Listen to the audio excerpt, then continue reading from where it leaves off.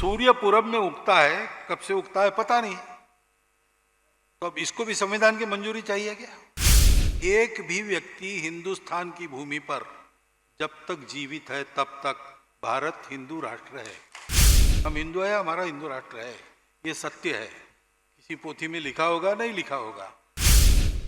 ऐसा है कि संविधान की प्रस्तावना थोड़े में हिंदुत्व को ही बताती है, शब्द नहीं है उसमें हिंदू, लेकिन सब उपासनाओं को स्वतंत्रता है, न्याय है, स्वातंत्र्य है, समता है। ये सब कहां से आया?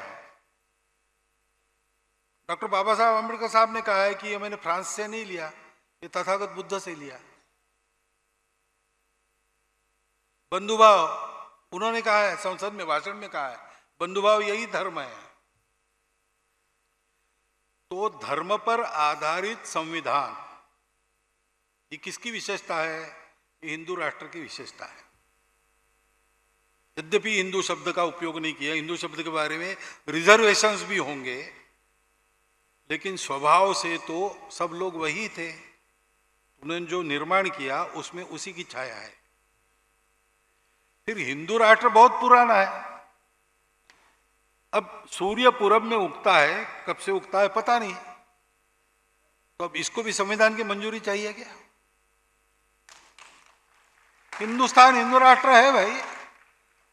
भारत को मातृभूमि मानने वाला, भारतीय संस्कृति पर श्रद्धा रखने वाला और भारतीय पूर्वजों का गौरव मन में रखने वाला एक भी व्यक्ति हिंदुस्तान की भूमि पर जब तक जीवित है तब तक भारत हिंदू राष्ट्र है।